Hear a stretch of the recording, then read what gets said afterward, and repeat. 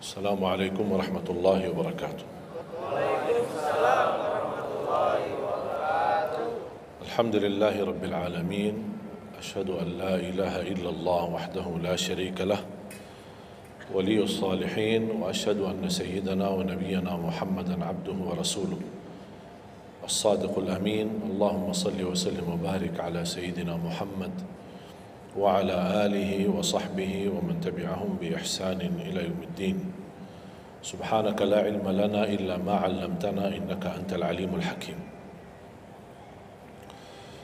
Para hadirin kaum muslimin muslimat, mukminin mukminat, semoga senantiasa dimuliakan dan diberkahi Allah Subhanahu wa taala. Dalam kesempatan yang singkat ini, saya ingin mengingatkan beberapa amalan.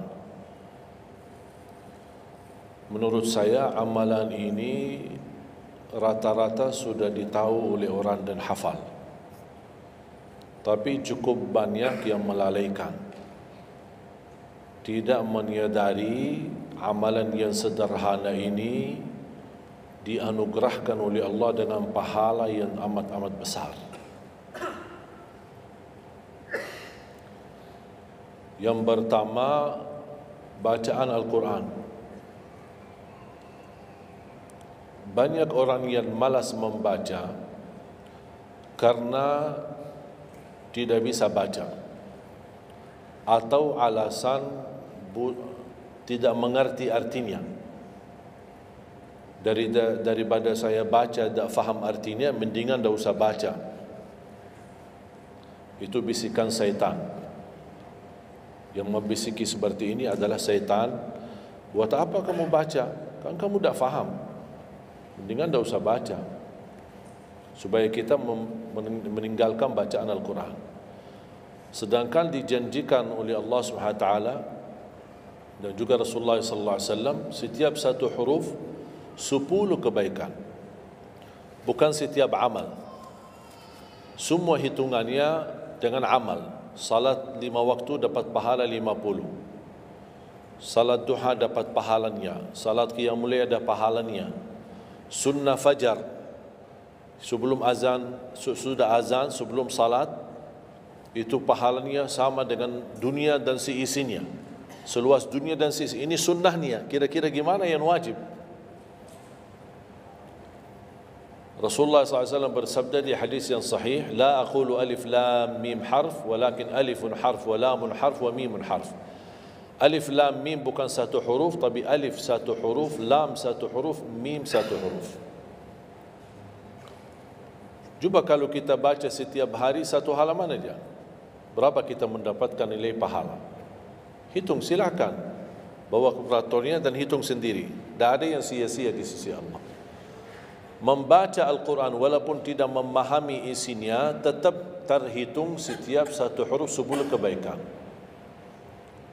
Berarti anda tidak sia-sia membaca Al-Quran walaupun tidak faham. Ada orang membaca tapi berbata-bata. Dia merasa salah bacaannya, keliru. Dia sudah berusaha belajar tapi itu kemampuannya.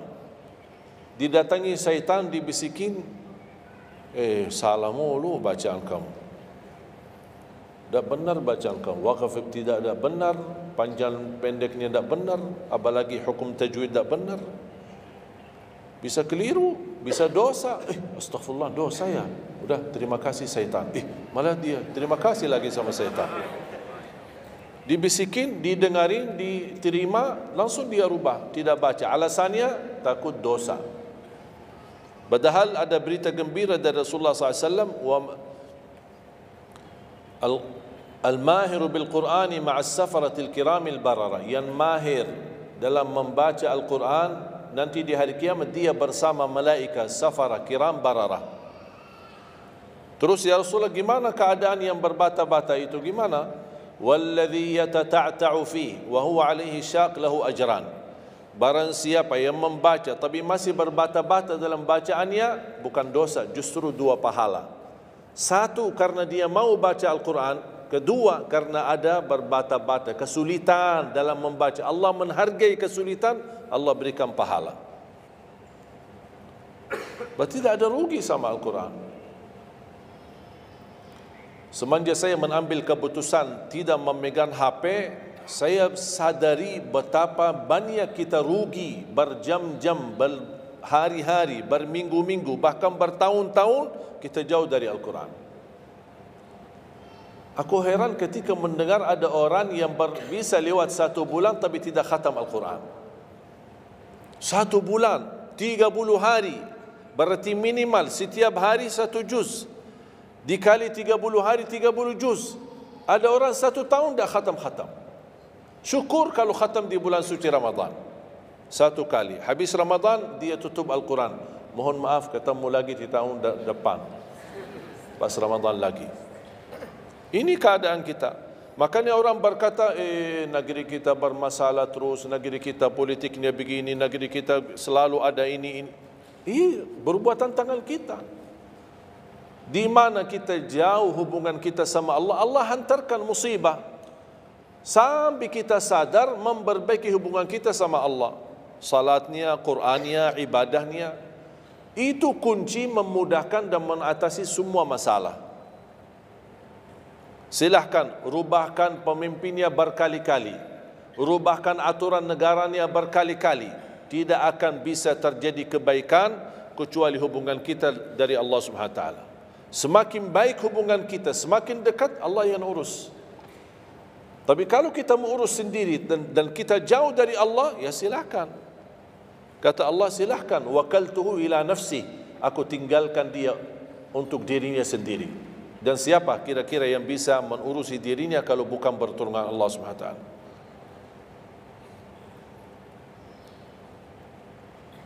Jangankan bisa khatam Al-Quran dalam 30 hari,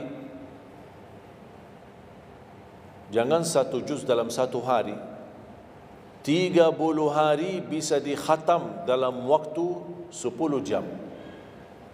Saya pernah tes, menghitungkan waktu, bawa alarm, membaca dari subuh sampai zuhur. Tiba waktu zuhur, saya stop alarmnya, saya lanjut lagi habis zuhur. Sampai asar, lanjut lagi habis asar, lanjut sampai maghrib. Berapa saya habis khatam 30 juz? Bagi orang yang lancar bacaannya, tidak berbata-bata, bacaannya lancar, hurufnya jelas, tajwidnya bagus, tidak terlalu cepat, standar, sebagaimana bacaan tadi salat Isya, itu namanya standar, hadar, tapi disempurnakan tajwid, tidak boleh cepat dan tidak boleh terlalu lambat. 10 jam mampu khatam 30 juz. Saya punya teman sekolah di Madinah, dia berhasil khatam 30 juz dalam waktu 7 jam 49 menit. Makanya aku heran kalau ada orang berkata 1 bulan, ya mana bisa ya? Tahu enggak ya apa yang membuat masalah kita kenapa tidak bisa khatam Al-Quran? Karena suka lihat halaman belakang.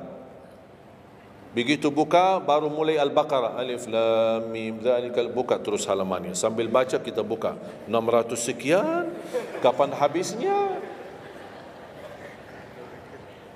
Hudan lil muttaqin, sadaqallahul azim. Sudah langsung sadaqah karena sudah merasa berat. Dia menghitung halaman belakang sedangkan dia baru aja mulai 1 ayat. Dia langsung sadaqallahul azim. Syaitan tidak mungkin dan tidak senang melihat kita sering membaca Al-Quran. Kalau orang dulu susah baca Al-Quran wajar, karena susah menemukan Quran. Zaman sahabat cari kulit unta untuk tuliskan ayat yang Allah turunkan. Ada potongan ayat di Sayyidina Utsman, ada potongan ayat di Sayyidina Abu Bakar, ada potongan ayat di sana sini. Coba kumpulkan, susah.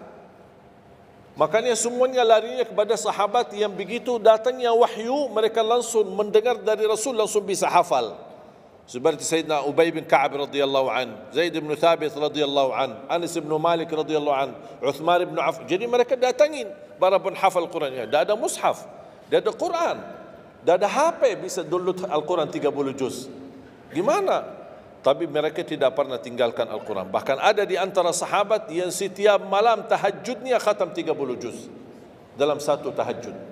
Cuba bayangkan, kira-kira alasan kita apa? Quran sudah di mana-mana, dan segala terjemahan, warna-warni, tajwid, semua ada. Yang bagus, yang besar. Maaf, mata saya ada yang besar, ada segede meja ini, ada. Susah menemukan, alhamdulillah HP bisa sekarang isinya 30 juz, bisa dibawa kemana-mana, tak usah pusing mencari Al-Quran. Semua kemudahan, semestinya kita mampu mengalahkan sahabat Rasul. Karena kita semua fasilitas ada. Apa yang kita mau bilang sama Allah? Ada seorang, mungkin Bapak Ibu pernah nonton di acara Hafiz Indonesia, namanya Kaila, buta. Dia setiap hari, saya tanya, kamu berapa murajaah bacaan Quran setiap hari? 5 sampai 7 juz. Buta. 5 sampai 7 juz. Saya kaget. Tak panyakan. Kan kasihan kamu. Dan kebetulan kamu sudah punya uzur. Kamu dah baca Al-Quran sama sekali, ana yakin Allah maafkan. Buta, dah bisa. Tahu enggak jawabannya apa? Saya malu sama Allah menjadikan buta saya alasan tidak baca Quran. Ini anak usia 7 tahun. Malu sama Allah menjadikan buta, padahal ini ujian. Butanya dari Allah, bukan dari dirinya. Tapi dia malu menjadikan buta itu alasan tidak baca Quran. Pertanyaan saya, alasan antum apa? Apa alasan? Sibuk. Belum ada waktu. Ya, saya maklum, belum ada waktu. Memang dunia ini bikin stres. Makanya tidak ada waktu. Saya nasihatkan mulai hari ini, jangan kasih Al-Quran sisa waktumu. Dalam istilah, kalau ada sisa waktu, insya Allah saya baca Quran. Kalau itu niatnya, tidak bakalan. Tapi tolong utamakan Al-Quran dalam sehari-harimu. Minimal mulai harimu baca Quran, tutupi harimu baca Quran. Jangan tunggu sisa waktu. Wallahi Al-Quran keberkahannya luar biasa. Kesumbuhan, petunjuk, keberkahannya menjaminkan ke surga, selamat siksa neraka, selamat dari siksa kubur. Banyak anugerah. Sayang. Kadang-kadang kalau kita mendengar ada seorang da'i atau seorang ustaz, materi-materi bukunya bagus, isinya bagus, kita kejar. Di mana buku itu jual? Kita cari informasi, di mana buku itu jual? Ini tulisan manusia. Kita kagumi, kita banggakan, kita suka dan kita ikuti, bahkan kita kejar di mana-mana. Al-Quran kalamullah. Masa kalam manusia lebih mulia di hati kita daripada kalamullah? Silahkan boleh kagumi apa penyampaian ustaz, da'i, tapi jangan melebihi apa kata Allah. Jangan kita terharu ketika mendengar seorang berceramah, tapi berkali-kali kita simak ayat suci Al-Quran tidak pernah meneteskan air mata, seperti mendengar surat kabar atau koran. Masalah. Ternyata ucapan manusia lebih menyentuh hati. Padahal kata Allah, kalau Al-Quran diturunkan di atas gunung bisa hancur jadi tanah basir. Kembali lagi, jangan lewat satu hari belum baca Quran. Tidak bisa baca, masih bisa simak, dengar. Setelkan murattal dari HP-mu. Manfaatkan kondisi macet di Jakarta. Manfaatkan. Lagi naik motor, taruh apa ruginya? Ruginya apa? Simpan handsfree di telinga, ya sambil bawa motor. Dengarin ayat suci Al-Quran. Nikmat, berkah, dalam lindungan Allah, disertai malaikat. Apa ruginya? 1 jam di dalam perjalanan, tidak ada rugi. terhitung memang umur kita, tapi sudah diisi mendengar Al-Quran. Juga banyak waktu. Nikmat. Kalau saya merasa kesibukan mengganggu sampai tidak ada luang waktu cukup untuk saya bisa baca tilawah di rumah, saya menikmati di jalan. Apalagi kalau mau pergi ke acara, apalagi kalau keluar kota, berjalan lumayan jauh, nikmat. Ya Allah, mudah-mudahan macet terus. Nikmat. Macet ini menjadi nikmat. Dah fikir macetnya karena lagi melihat Al-Quran. Beda sama orang, hanya sepanjang berjalan cat HP, HP. Merasa bosan. Sudah semua cat sudah dilewati, semua SMS sudah dibalas, semua pesan-pesan sudah dibaca. Akhirnya bosan. Macet mulu ini Jakarta. Nanti temannya di sebelah, kalau bukan macet, bukan Jakarta loh. Itu habis waktu, sia-sia. Padahal Al-Quran ini kita baca tidak mesti dalam keadaan wudu. Apalagi kita dalam perjalanan, kita naik motor atau naik mobil kita, bisa dengan handphone kita, HP kita. Ada orang terus, gimana saya membawa Al-Quran terus saya tidak berwudu? Kan kamu menyentuh HP, bukan menyentuh Al-Quran. Bersentuhan dengan HP. Jadi saya harap, sekali lagi mohon dengan sangat, kalau boleh terima permohonan saya, tolong tinggikan perhatianmu kepada Al-Quran. Ingin berkah rezeki, berkah umur, sihat wal afiat, bahagia selamat dunia akhirat, tolong perhatikan Al-Quran. Semakin banyak perhatian kamu kepada Al-Quran, semakin banyak perhatian Allah kepadamu. Terserah kamu milih. Mau dapat perhatian dari Allah cuma 1 jam, ya udah 1 jam aja baca Quran. Mau perhatian dari Allah selalu, sudah selalu bersama Al-Quran. Karena ini Al-Quran kalamullah, bukan makhluk, bukan diciptakan, diturunkan. Kalamullah, ucapan Allah Subhanahu wa taala. Masa kita tidak tertarik? Cukup karena ini kalamullah, itu sudah cukup membuat kita tertarik. Masa kalam manusia lebih kita tertarik daripada kalamullah? Belum apalagi dijanjikan setiap satu huruf 10 kebaikan.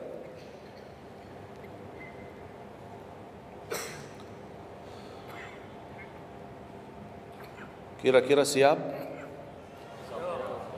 Minimal mulai harimu baca Quran, tutupi harimu baca Quran. Habis bangun, sebelum beraktivitas baca. Baca apa? Bebas. Boleh enggak saya baca sambil khatam tapi saya tidak faham isinya? Boleh. Tetap dapat pahala setiap satu huruf 10 kebaikan. Baca sampai mempelajari isi maknanya, memahami maknanya, lebih besar lagi pahalanya.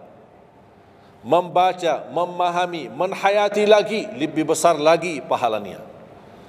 Membaca, memahami, menhayati, menamalkan, lebih besar lagi. Kalau tidak bisa meraih semua pahala itu, ya paling minimal pahala bacaan. Kalau saya tidak dapat meraih pahala menhayati, pahala memahami, pahala menamalkan, apalagi saya orang awam tidak begitu mengerti apa yang semestinya saya amalkan, la yukallifullahu nafsan illa wus'aha. Amalkan sesuai kemampuan. Ada pelajaran ayat yang dibacakan tadi, kita bisa ambil maknanya, kita mengambil kesimpulannya.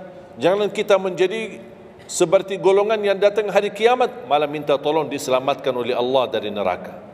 Kalau di hari kiamat tidak bisa saling menolong, tidak bisa. Sekarang kita masih bisa saling membantu dan saling menolong. Dan di antaranya menolong diri sendiri. Jangan menunggu di hari kiamat. Jangan kita bisa menolong, tolong menolong. Di hari kiamat orang tua tidak bisa menolong anaknya. Anaknya pun larikan diri daripada orang tua. Tidak ada yang mau kenal. Cuba baca akhir surat Abasa. Yauma yafirrul mar'u min akhihi. Di hari itu kakak adik melarikan dirinya dari saudaranya.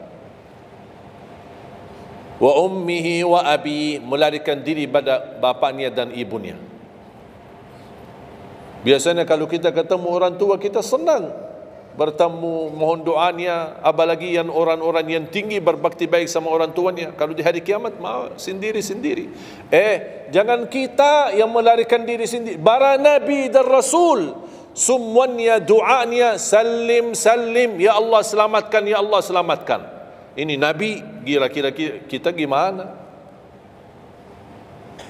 Yauma yafirrul mar'u min akhihi wa ummihi wa abihi wa sahibatihi wa bani. Sampai dari istrinya pun dia melarikan diri.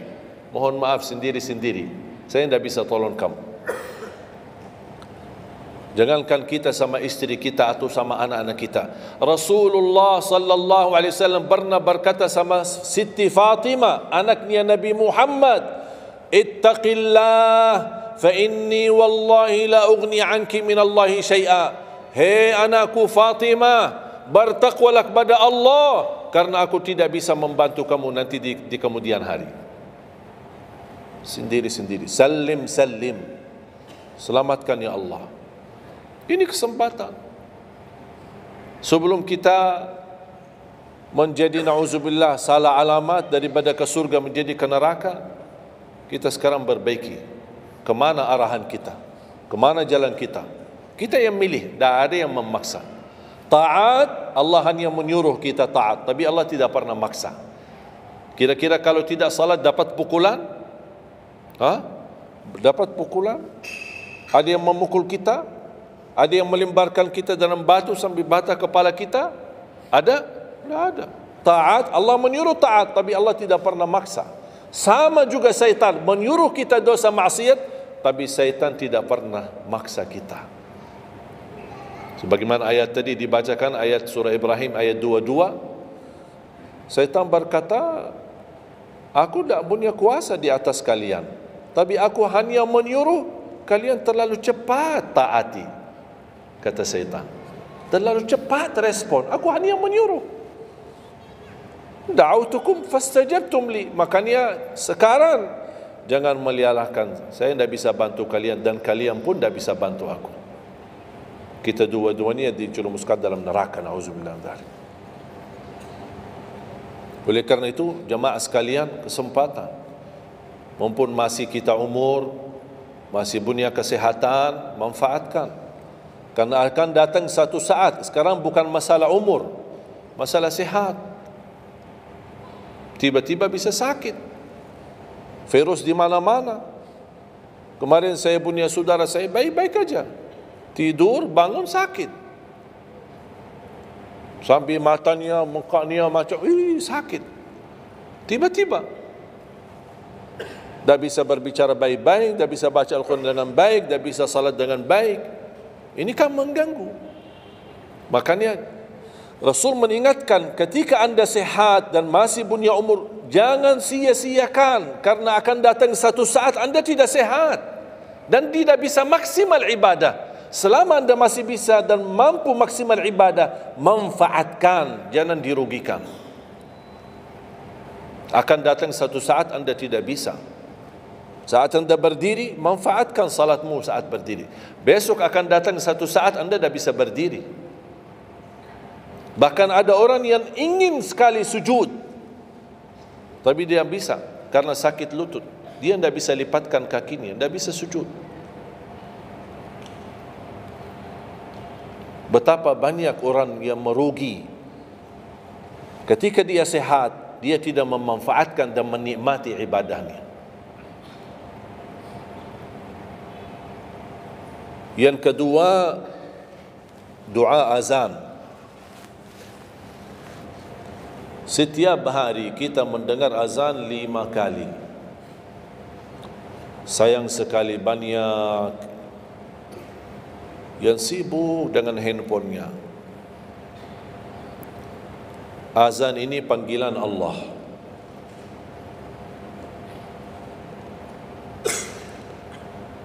Barang siapa, kata Rasulullah SAW, mengikuti perkataan muazzin,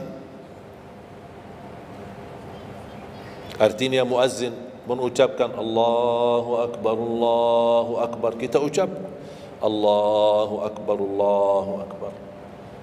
Asyhadu an la ilaha illallah, asyhadu an la ilaha illallah, asyhadu anna Muhammadar Rasulullah, asyhadu anna Muhammadar Rasulullah. Habis wa asyhadu anna Muhammadar Rasulullah, kita berkata wa ana asyhadu an la ilaha illallah wahdahu la syarika lah wa anna Muhammadan abduhu wa rasuluh. Raditu billahi rabba wa bi Muhammadin nabiyya wa bil islami dina. Sebagaimana diriwayatkan Imam Muslim.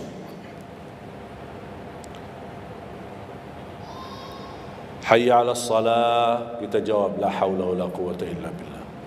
Apa hikmahnya di sini la haula wala quwwata illa billah?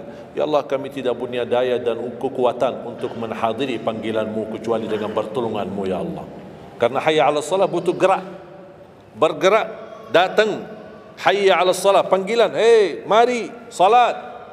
Ya Allah, la haula wala quwwata illa billah. Ya Allah, kami tidak punya kemampuan menghadapi godaan dunia, menghadapi hawa nafsunya, menghadapi malas kecuali dengan kekuatan-Mu ya Allah. La haula wala quwwata illa billah.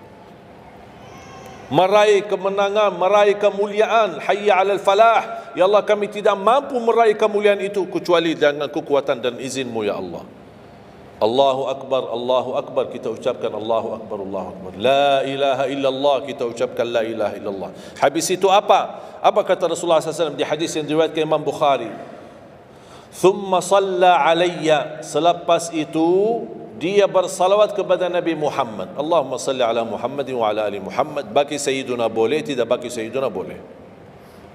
Selepas itu doa, Allahumma rabb hadhihi ad-da'wati at-tammah was-salati al-qa'imah ati Muhammadan al-wasilata wal-fadilah wab'athhu maqaman mahmudan alladhi wa'adta. Ini ucapan yang saya sampaikan di Sahih Bukhari.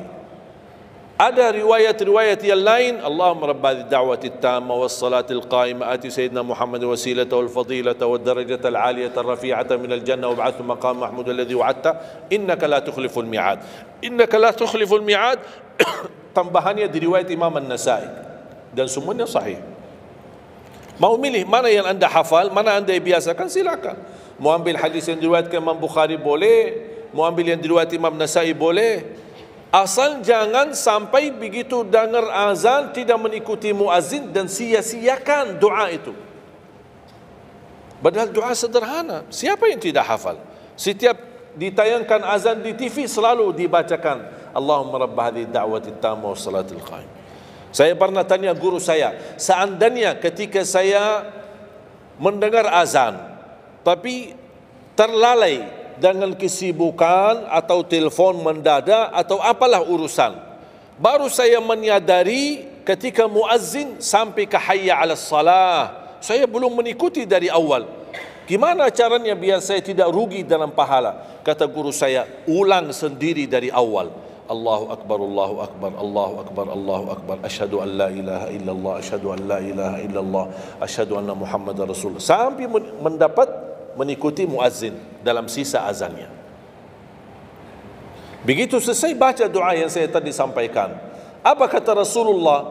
Barang siapa yang mengamalkan ini, faqad hullat lahu syafa'ati yaumal qiyamah, dijamin dapat syafaatku. 5 kali kesempatan tertulis nama kita, jaminan dapat syafaat Nabi Muhammad, tapi kita sia-siakan. Siapa yang tidak mau syafaat Nabi Muhammad? Ini kesempatan. Jangan tunggu hari kiamat baru saya minta, ya Rasulullah tolong syafaatkan. Ini Rasul sudah menawarkan ini sekarang. Mau enggak dapat syafaatku? Ikuti muazzin dan baca doa azan, kemudian dapat syafaatku. Berapa minit? Tak sampai 2 minit. Ikuti muazzin, selesai azan, doanya tak sampai 2 minit. Allahumma salli ala Muhammadin wa ala ali Muhammad. Allahumma rabb hadhihi ad-da'wati at-tammah was-salatil qa'imah ati Muhammad. Dan sampai akhir. Innaka la tukhliful mi'ad. Berapa lama? 2 minit? 3 minit? Tak apa-apa, 5 minit. Tapi dapat jaminan syafaat Nabi Muhammad. Hanya waktunya cuma 5 minit. Kira-kira siap? Mulai hari ini? Menurut saya, yang saya sampaikan wallahi sederhana. Sangat sederhana. Tapi butuh perhatian aja. Butuh perhatian. Yang ketiga, jangan tinggalkan sunnah qabliyah subuh. Walaupun anda malas menjaga sunnah qabliyah ba'diyah. Kalau anda merasa diri malas, banyak kan ada sunnah qabliyah ba'diyah. Kan ada sunnah qabliyah zuhur, ba'diyah zuhur, ada qabliyah ba'diyah maghrib, ba'diyah isya, qabliyah subuh. Kalau anda merasa malas melaksanakan sunnah-sunnah, minimal jangan tinggalkan sunnah subuh. Pahalanya lebih besar daripada dunia dan seisinya. Walaupun anda telat bangun, sudah kesiangan, tetap wajib ambil air wudu, laksanakan sunnahnya, baru salat subuhnya. Walaupun anda bangun jam 11 siang.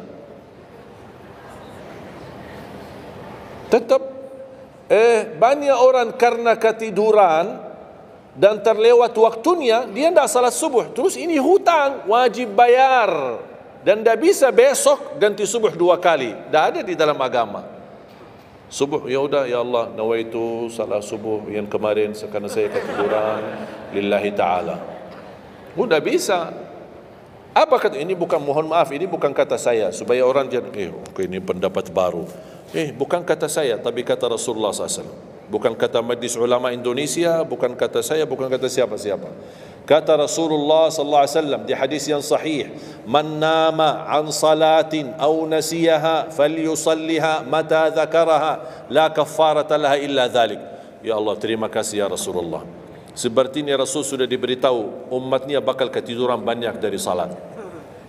Makanya sudah diberikan solusi. Seandainya ketiduran, ini juga kata Rasulullah, man nama an salatin, silahkan nanti anda pas pulang buka di Google, biar lihat sanad hadisnya ini. Oh, Syekh Ali kau bawain hadis yang dah benar. Silahkan. Tahu, kenal enggak Syekh Google? Syekh Google kenal? InsyaAllah semua ilmu dia tahu. Tinggal masukin aja. Barang siapa yang ketiduran dari salat, hadis. Terus klik, dia keluar. Semua dasarnya apa dijelaskan. Semua. Mu bahasa Arab ada, mu bahasa Indonesia ada, mu bahasa Inggris pun ada. Syekh Google hebat. Man nama an salatin aw nasiyaha falyusalliha mata dzakaraha, la kafarata lahu illa dzalik. Barang siapa yang ketiduran, coba ketiduran. Tidur menurut ulama dianggap uzur. Pernah istri saya ketika saya keluar kota, dia hubungi dan dia bangun kesiangan, kira-kira jam 8. Dia telepon dan nangis. Kenapa nangis? Sakit? Enggak, ketiduran tadi subuh. Ya udah, ambil air wudu, salat subuh. Rasulullah aja pernah ketiduran dari salat subuh. Yang tidak boleh, jangan terlalu sering. Kalau sekali-kali karena sakit, terlalu lelah, capek, Allah maklumlah kita manusia lemah. Tapi jangan setiap hari ketiduran. Ya Allah, maaf ketiduran ya. Kira-kira di jam kantor, kalau setiap hari kita telat alasannya, ya maaf bos, ketiduran. Besok lagi alasan yang sama, maaf ketiduran. Besok lagi alasan yang sama, kira-kira gimana? Dipecat enggak? Dipecat. Malu kita, sama manusia aja tidak berani kita dengan alasan yang sama, kita selalu itu aja. Masa sama Allah kita berani? Sekali-kali boleh uzur. Capek, sakit, sekali-kali, tapi jangan terlalu sering. Ketika kita bangun jam berapapun wajib laksanakan, karena kata Rasulullah tidak ada kafarah yang lain. Tidak ada kata ganti dengan uang atau ganti dengan sedekah atau ganti dengan, tidak bisa. Tunaikan. Falyusalliha, kata Rasulullah, falyusalliha, segerakan salat itu jam berapapun, walaupun kesiangan.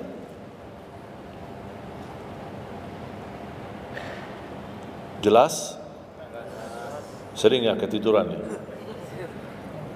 Uzur. Saya juga berapa kali ketiduran.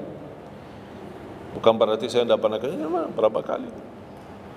Bisa ada orang habis tahajud, terlalu lelah, capek, dia mau hanya istirahat saja di atas sajadahnya. Pas bangun sudah jam 7. Padahal Masya Allah tahajud. Semangatnya tahajud tapi ketiduran salat subuh. Makanya ini harus disesuaikan kemampuan. Anda merasa diri kalau salat tahajud 8 rakaat, bangun jam 2, ya Allah kuat, tidak kuat ini. Kembali kepada kemampuan. Tahajud tidak harus 8 rakaat. Tahajud tidak harus 20. 2 rakaat, tutup witir sudah tahajud. Dan tahajud pun salat malam tidak harus tidur dulu. Ada orang, harus tidur walaupun tutup mata sebentar terus buka lagi. Ini ilmu baru di Indonesia ini. Saya pernah share satu video, ada satu komen dari jamaah, enggak, saya belajar harus tidur dulu walaupun tutup mata sebentar terus buka lagi. Kembali kepada kemampuan. Ada yang biasa tidur, bangun tengah malam, sepertiga akhir, itu lebih afdal. Tapi ada yang tahu dirinya, kalau saya tidur mana bisa bangun. Udah, mendingan daripada tidak ada tahajud malam itu, mendingan kita salat.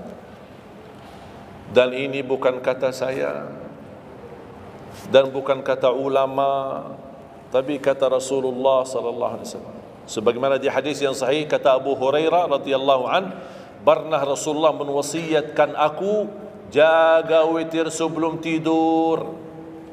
Berarti Rasul mengizinkan kita melaksanakan ibadah salat malam, di antaranya witir sebelum tidur. Umar bin Khattab radhiyallahu anhu punya kebiasaan witir sebelum tidur. Ditanya, kenapa witir sebelum tidur? Dia kata, saya takut meninggal dunia dalam keadaan tidur, belum tertulis nama saya sebagai ahli witir. Saya punya kebiasaan habis pulang ke rumah, sebelum tidur ambil air wudu, salat 2 rakaat sunnah wudu, kemudian salat 2 rakaat muqaddimah witir, kemudian 1 rakaat witir, baru saya tidur. Kalau dapat bangun lagi, alhamdulillah bisa tahajud, tapi tidak boleh witir lagi karena sudah witir duluan. Sudah faham? Sederhana enggak Islam ini? Sederhana. Banyak orang yang berkeinginan tahajud, berkeinginan salat witir, tapi katanya harus tidur. Saya orang yang berat tidur. Kalau saya tidur mana bangun lagi? Udah, kesempatan bisa anda laksanakan sebelum tidur. Ada orang yang memang tidurnya aja akhir, jam 12, jam 1 baru dia bisa tidur. Yang mendingan daripada tidak salat malam sama sekali, mendingan salat dulu baru tidur. Dapat bangun, alhamdulillah. Tidak dapat bangun, sudah tertulis namamu, sudah salat, sudah ahli witir. Innallaha witir, yuhibbul witir, fa'autiru. Allah maha witir, Allah maha witir, Allah cinta witir, jagalah witir. Dan ini termasuk 2 sunnah yang Rasul tidak pernah tinggalkan, sunnah subuh sama sunnah witir. Sakit, sehat, mukim, di dalam kota, musafir, keluar kota, perang, aman, damai, tetap tidak pernah tinggalkan 2 sunnah itu, sunnah subuh sama sunnah witir. Itu kebiasaan Rasulullah SAW. Kalau anda merasa pun sakit, tidak bisa berdiri, tidak bisa qiyam, bisa anda laksanakan witir dalam kondisi duduk.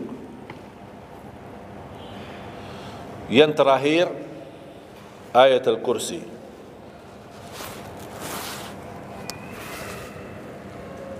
Jangan tinggalkan ayat Al-Kursi lepas salat.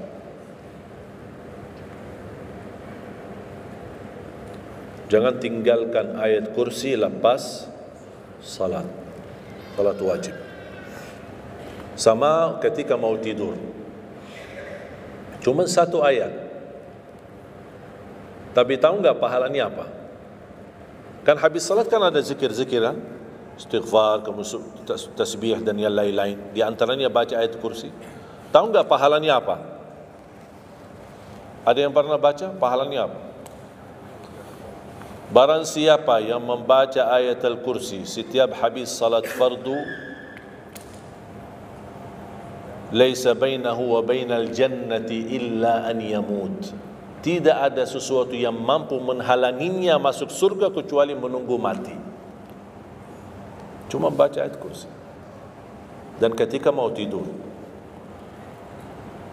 lagi buru-buru, ada meeting, ada rapat, ada urusan mendadak, habis salat, astaghfirullah, astaghfirullah, astaghfirullah, Allahumma antas salam wa minkas salam, sampai selesai, langsung baca ayat kursi.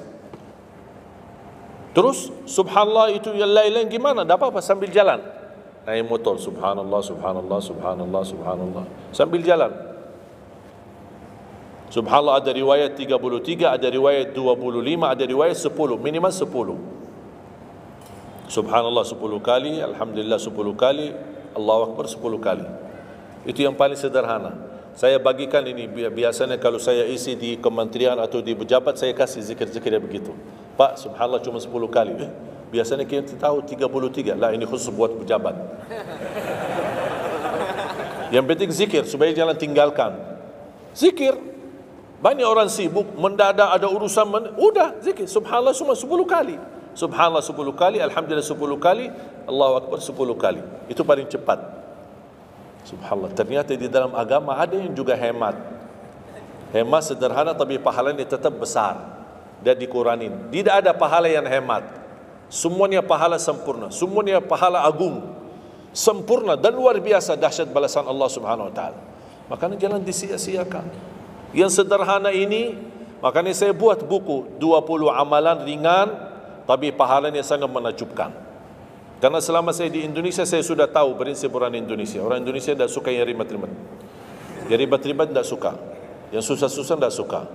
Orang Indonesia mau mudah yang ingat, mudah dihafal, mudah diamalkan dan masuk surga. Itu orang Indonesia. Ya, jadi yang susah-susah, iya, gimana ini suruh baca 1000 kali? Iya, mana ada waktu 1000 kali? Baca ada sudah 100 kali, udah ngantuk. Saya kasih yang sederhana. Kenapa saya kasih? Karena kemampuan beda-beda. Ada yang tekadnya tinggi, kemampuannya luar biasa dahsyat, bisa ribuan kali dia berzikir, ya silakan. Tidak ada yang melarang kita berzikir, bebas, berapapun. Tapi ada yang malas. Udah. Jadi alhamdulillah di dalam ajaran Islam kita ada malas ya, ini pilihan malas. Makanya saya bikin 20 amalan. Dan ini buku 20 amalan ringan. Pahalanya sangat menakjubkan.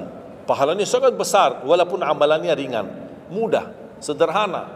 Dan buku ini hanya laku di Indonesia, tidak laku di Arab. Karena cocok dengan budaya Indonesia, saya sudah hafal budaya Indonesia. Sama dengan bacaan. Mohon maaf tadi kepanjangan Isya. Pas begitu saya ingat merindukan kota Madinah, suasana Madinah. Pas di rakaat yang kedua, ya Allah, ini saya di Indonesia ini. Makanya saya tidak jadi panjang rakaat kedua, biar lebih cepat. Karena memang budaya ini tidak bisa panjang-panjang, lama-lama tidak bisa. Kalau kulhu bisa dibagi 2, terima kasih. Kita lihat tarawih kan salah satu contoh tarawih. Walaupun 23 rakaat jumlahnya banyak, tapi ayatnya pendek. Al-hakum qulhu, al-asr qulhu, al-humazah qulhu. Itu kan. Ini budaya. Kita kan hormati budaya, harus belajar. Walaupun ada sekarang ada beberapa masjid yang panjang, ya kembali kepada kemampuan, tapi tidak boleh saling menyalahkan. Ada orang yang suka, enggak, saya mau yang qulhu qul. Ya udah sana. Masjid qulhu di sana, masjid kita beda. Yang penting kita bisa jaga salat. Dan yang terbinting dalam salatnya adalah yang terjaga kekhusyuan. Bukan masalah jumlahnya, bukan masalah kepanjangannya, tapi kekhusyuan. Tumaknina, karena tumaknina rukun dalam ibadah salat. Sama seperti rukun qiyam, rukun baca al-fatihah. Tumaknina. Apa itu tumaknina? Ketenangan dalam salat. Bacaannya tenang, gerakannya tenang. Bukan kejar-kejaran. Imamnya baru baca Al-Fatihah, sudah amin, imam makmum belum selesaikan ini, terus dikejar imam. Imam Allahu Akbar, sami'allahu bihamdihi, Allahu Akbar, Allahu Akbar, Allahu Akbar. Imam makmum jadi kasihan. Kejar, dia tidak bisa baca. Makmum, wallahi makmum tidak bisa baca apa-apa. Hanya fokusnya bisa kejar imam. Yang penting jangan sampai tertinggal imam. Yang saya fikirkan, kasihan yang tua-tua, bapak-bapak. Gimana yang bapak-bapak? Kalau yang muda-muda masih bisa kejar imam, terus yang bapak-bapak gimana? Setiap gerakannya batuk 10 kali. Rukuk batuk lagi, sujud batuk lagi. Karena pelan-pelan gerakannya. Saya pernah ada satu kejadian ketika masuk salah satu kampung, kita lewati, saya mampir, samping saya ada bapa lumayan tua, gerakannya juga pelan-pelan. Yang saya kasihan, Imam Allahu Akbar. Saya suka pas ketika takbir. Allah. Bismillahirrahmanirrahim. Alhamdulillahirrahmanirrahim. Astagfirullahaladzim, saya kaget. Barusan enak, takbirnya enak kok. Bacaannya kenapa enggak? Ini pelan-pelan aja. Santai aja, santai. Walaupun baca satu ayat dua enggak, bukan masalah berapa banyak bacaannya. Yang penting kekhusyuan, tumakninah, karena rukun tumakninah. Allahu Akbar, sami Allahu hamdah. Saya lihat bapa ini yang sebelah saya. Saya masih bisa kejar imam. Bapa ini enggak kejar-kejar. Imam sudah rukuk, bapa belum rukuk. Begitu imam sami Allahu hamdah, bapa enggak jadi rukuk, dia ikut sami Allahu hamdah. Astaghfirullahalazim. Bas sujud, kita sudah sujud 2 kali. Bapa kan pelan-pelan sambil batuk. Terus dia turun sujud. Pas dalam kondisi sujud, kita sudah berdiri, bapa kan baru dia turun. Dia berdiri lagi. Astaghfirullahalazim. Pas di rakaat yang kedua, saya megang tangannya, Pak, kita pulang aja deh. Biar bapak salat di rumah. Kasihan bapak tidak bisa salat, tidak bisa rukuk, tidak bisa sujud, tidak bisa apa-apa. Makanya tumakninah bukan wajib, bukan sunnah, tapi rukun dalam salat, dan tidak sah walaupun salat sunnah. Tidak sah salatnya seorang kalau dia tidak membawa tumakninah. Tidak sah. Disyiarkan, disharekan, diviralkan, dia bilang ada 23 rakaat 7 minit. Menurut saya tidak usah panjang lebar dibahas. Tidak sah, sudah selesai. Karena meninggalkan, sama dengan orang salat tapi tidak baca Al-Fatihah. Kira-kira sah tidak? Tidak sah. Gimana kira-kira bacaan Al-Fatihah?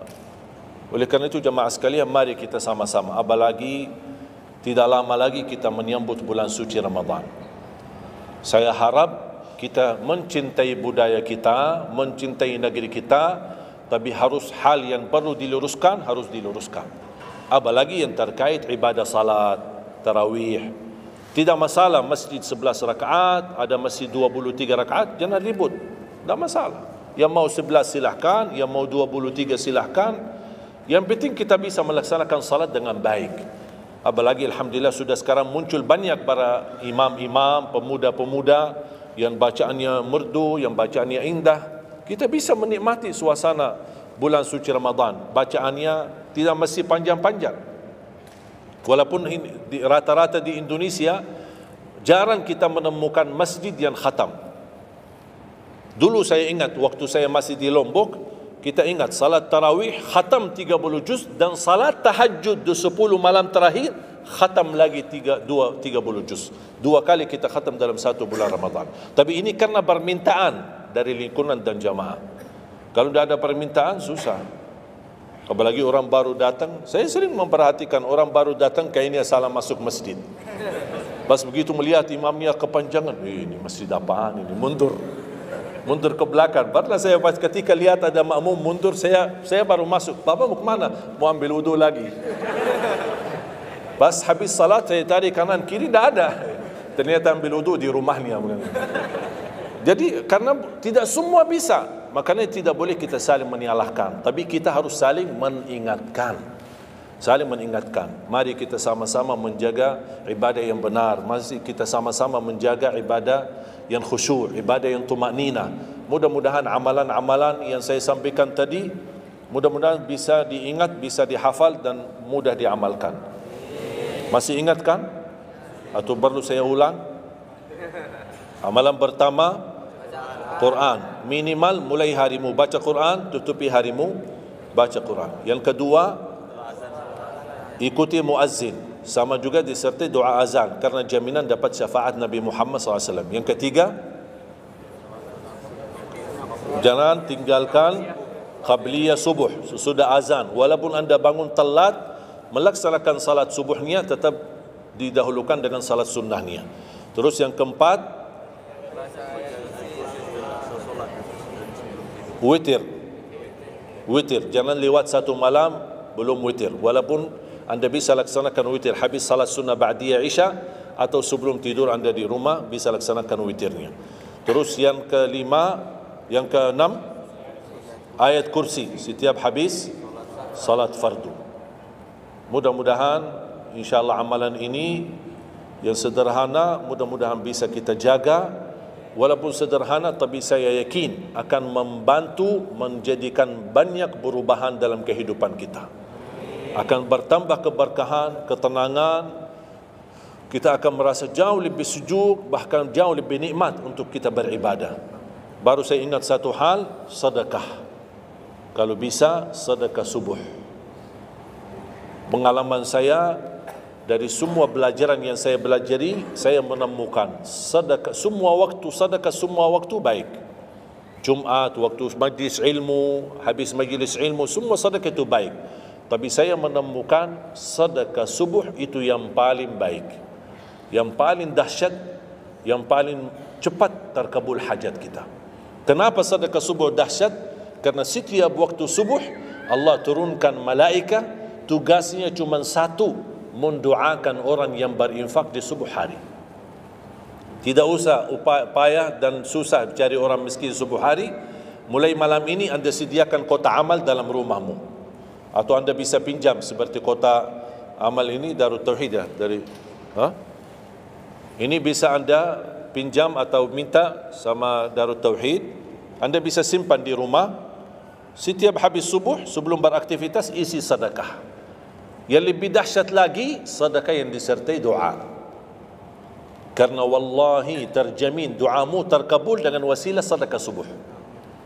Sakit, ya Allah, aku mohon dengan berkat sedekah ini sembuhkan penyakitku. Kalau orang tua yang sakit, doakan orang tua. Ya Allah, dengan berkat sedekah subuh ini sembuhkan orang tua saya.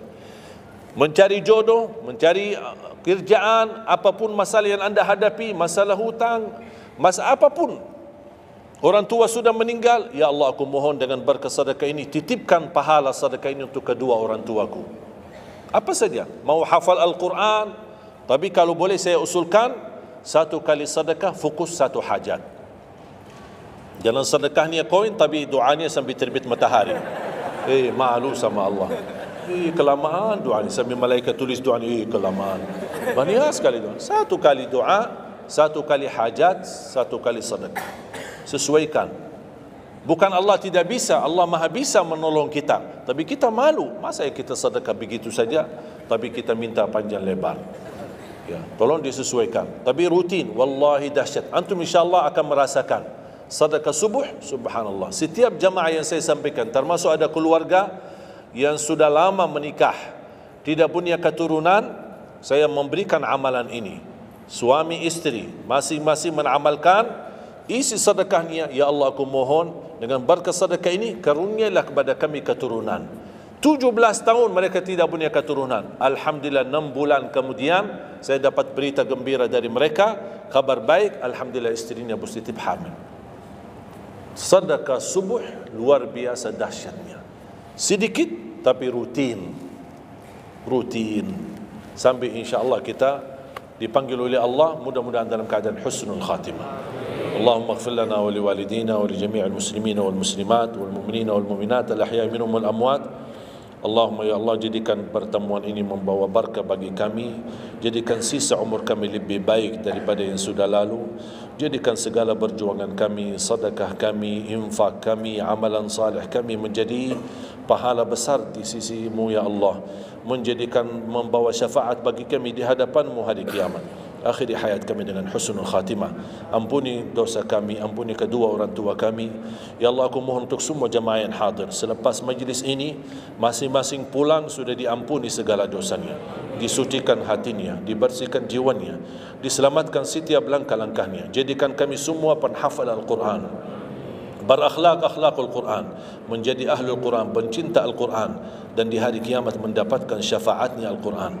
Birahmatika ya arhamar rahimin. Rabbana atina fid dunya hasanah wa fil akhirati hasanah wa qina adzaban nar. Wa sallallahu ala sayyidina nabiyina Muhammadin wa ala alihi wa sahbihi baraka wa sallam. Walhamdulillahi rabbil alamin. Akhirul kalam, subhanakallahumma bihamdika asyhadu an la ilaha illa anta astaghfiruka wa atubu ilaik. Wassalamualaikum warahmatullahi wabarakatuh.